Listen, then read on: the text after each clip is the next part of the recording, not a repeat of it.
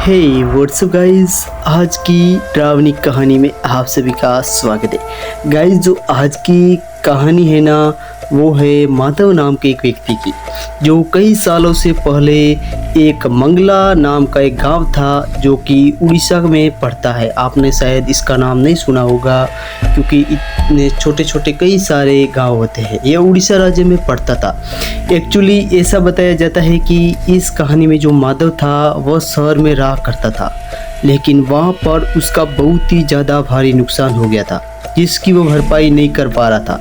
And वह having no choice, उसको ऐसा लग रहा था कि अब वह शहर में मेरा रह के भी कोई मतलब नहीं है। उसने अपने परिवार वालों से थोड़ी बात करी एंड उसके परिवार वालों ने कहा कि क्यों ना हम लोग गांव में चले जाए, वहाँ पर हमारा घर तो है ही है, हम वहीं जाकर रह लेते। सब लोग ने एग्री किया। माधव ने भी बोला, अपने दिल पर पत्थर रख के उसने बोला कि चलो ठीक है, हम लोग जाते हैं, गांव में जाकर हम लोग बच जाएंगे। कुछ वक्त के लिए जब तक सब ठीक नहीं हो जाता, वो लोग अभी गांव में आ गए थे कि धीरे धीरे देखते देखते अभी ना चीज़ें सुधर रही थी। उसके परिवार में भी, उसके परिवार वाले भी धीरे धीरे खुश हो रहे थे क्योंकि माधव ने अभी गांव में जाकर छोटा मोटा कुछ ऐसा बिजनेस खोल दिया था एंड उसके परिवार वाले थे वो डिपेंडेंटली हैप्पी चल रहे थे। कम से कम गांव में आकर कुछ तो फायदा उनको हुआ। लेकिन ये जो फैसला था ना माधव का, ये जो उस परिवार की खुशी थी, बस कुछ ही पल में मातम में बदलने वाली थी। सो गाइज, अब ये एक बार की बात है कि माधव अपना सब काम वगैरह ख़त्म करके साइकिल से अपने घर की ओर जा रहा था। सब काम ख़त्म हो गया था, घर पे जाना है। उसे साइकिल चला रहा था एंड शाम का समय होता है, लेकिन कुछ चीज़ें अभी भी उसे ठीक नहीं लग रही थी। साइकिल से वो जा रहा था अपने घर के लिए और फिर आसपास बहुत सारे लोग थे जो उसे वो देख सकता था। फिर उसको याद आया कि अरे शाम का समय हो रहा है, लेकिन मुझे ना कल जल्दी पहुंचना है। एंड उसने दोस्तों ने और उसको कुछ दिनों पहले बोला था कि तेरे घर जाने का एक शॉर्टकट रास्ता है, तो तू उसको कभी अपना सकता है।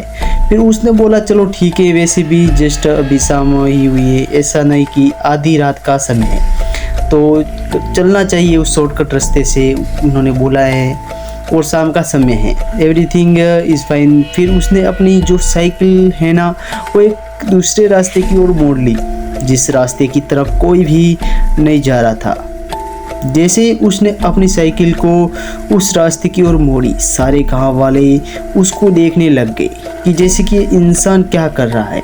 कहा जा रहा है कि माधव ने भी थोड़ा सा गौर किया, अरे ये लोग मुझे ऐसे क्यों देख रहे, क्योंकि एक और एक चीज़ ना वहाँ पे डिपेंडेंटली किसी जिस रास्ते पे से जा रहा था ना, उस रास्ते पे अलावा कोई भी नहीं था।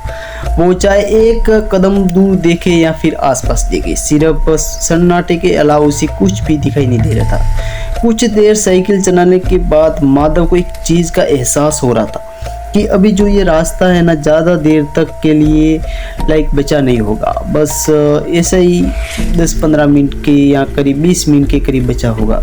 वो अपने वो नॉर्मल वाले रूट के पास पहुंच जाऊंगा, वो सोच रहा था। अब चलते चलते ना वो बहुत ही ज़्यादा थक गया था। उस जगह पे आसपास कोई लोग दिखाई नहीं दे रहा था, सब एकदम शांत और सन्नाटे भरा इलाका था। रास्ते में बिल्कुल भी कोई नहीं गुजर रहा था।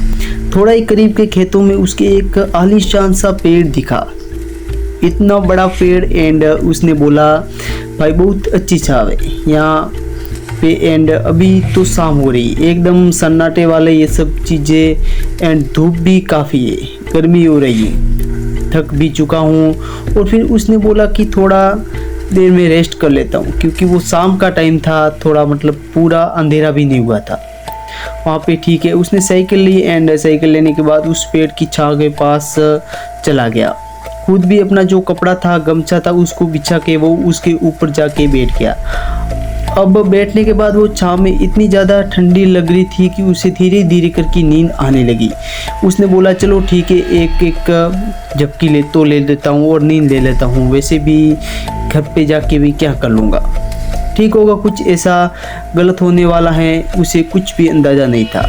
उसकी जैसी झपकी लगी वैसे ही ऊपर से कुछ गिरने की आवाज़ आई। वह उसने हाथ पे गिरा। उसने अपनी आंखें खोली तो देखा उसके बाजू में एक सिंदूर की इतनी सी बॉक्स था जो सिंदूर का डिब्बा था। उसने देखा और उसने बोला आसपास तो कोई भी नहीं है, ये ऊपर से कैसे गिरा एंड पेड़ के ऊपर सिंदूर की डिब्बी क्या कर रही है। वो सोच ही रहा था कि जैसे ये सीन नहीं हो रहा है बिल्कुल भी। फिर उसने वो सिंदूर की डिब्बी खोलने की कोशिश करी, खोल ली थी वो डिब्बी। फिर उसने थोड़ा झटके से खोला, वो पूरा सिंदूर माधव की आंखों पे चला गया। अब माधव को थोड़ी देर के लिए सब कुछ एकदम धुंधला धुंधला लगने लग गया था।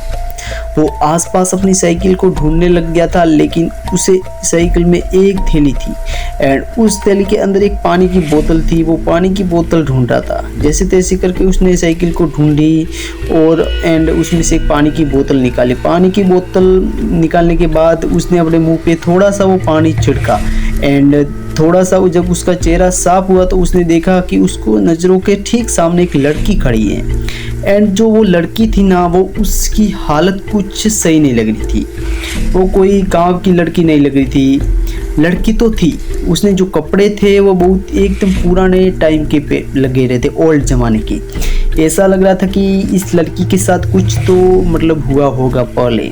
शायद वो मनुष्य तो नहीं लग रही, शायद वे एक्सीडेंट ही हुआ होगा इसके साथ, उसकी ऐसी हालत है। माधव ने फिर उसको पूछा कि आप ठीक हो। उस लड़की ने कोई जवाब नहीं दिया। उसने बोला कि आपकी मैं कुछ मदद कर सकता हूँ, फिर भी उसने कुछ नहीं बोला। माधव को थोड़ा सा शौक लगने लगा। फिर कुछ देर बाद माधव ने उसको वापस से पूछा, आपको कहीं पे छोड़ दूँ, आपकी कुछ सहायता कर सकता हूँ। लेकिन लड़की फाइनली थोड़ी सी हिली एंड वो भागते हुए उस पेड़ के पीछे जाकर छुप गई। माधव थोड़ी देर के लिए ऐसा हुआ कि मतलब ये क्या हो रहा है, लाइक उसके सवाल का कोई जवाब नहीं था एंड वो पीछे जाके छुप गई थी। माधव ने थोड़ी देर के बाद अपना चेहरा ऐसे ही पीछे करके देखा तो वो लड़की गई कहाँ। उसने देखा कि वो लड़की उस पेड़ के पीछे छुपी हुई है, अपनी गर्दन को बाहर निकालने के लिए माधव को देखकर हंस रही थी, जैसे कि वह माधव को किसी बात के लिए चिढ़ा रही हो। माधव यह सारी चीज़ों को देखकर बहुत ही ज़्यादा घबरा उठा, एकदम डर सा गया। वो ये सब देखकर कुछ उसे अलग महसूस हो रहा था उसके साथ, क्योंकि अब वो लड़की पूरी तरीके से छिप चुकी थी।